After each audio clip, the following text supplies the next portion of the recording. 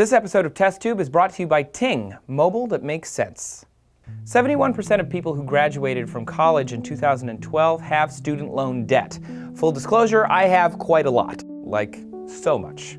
The average graduate borrowed around $29,000. The total number of student loans owed in the US today has surpassed $1 trillion, with numbers rising every year.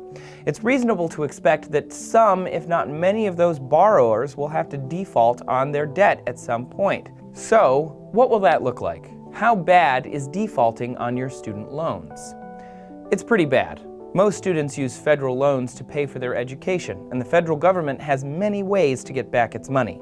The Treasury Offset Program allows the U.S. Department of the Treasury to take your tax refund and give it directly to the Department of Education to pay down your debt. They're also legally allowed to garnish up to 15% of your wages, which means taking money directly out of your paycheck. Some states also allow private loan companies to seize your state tax refund in the same way. And if for some reason the federal government or a private company doesn't think that any of these previous methods are quick enough, they can sue you for the full amount at any time. So even if you default, the government and these private companies are still going to get their money. And that's just the beginning. Defaulting on any loan will have a negative effect on your credit score, which would make it harder for you to take out money in the future, or to buy a house or a car, or even start a business. It may even affect your chances of landing a job or an apartment. And there is no safety valve that can get you out of student loan debt. Bankruptcy cannot help you. Even after you've liquidated all of your assets to resolve your other debts, you still have to pay your student loans. So you really shouldn't default on your student loans. If you are unable to pay them, but they are not yet in default, you have options. There are scenarios in which you can qualify for loan modification, deferment, or forgiveness.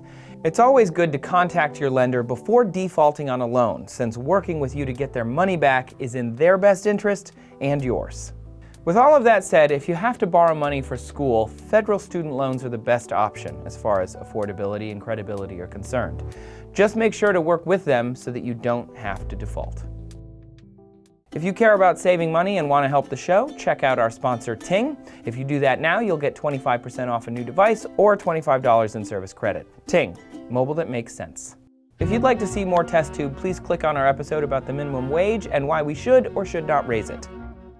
According to most analysts, the perceived state of the economy has always had a direct effect on election outcomes. A good economy is better for incumbents, and a bad economy is better for contenders. New videos 5 days a week.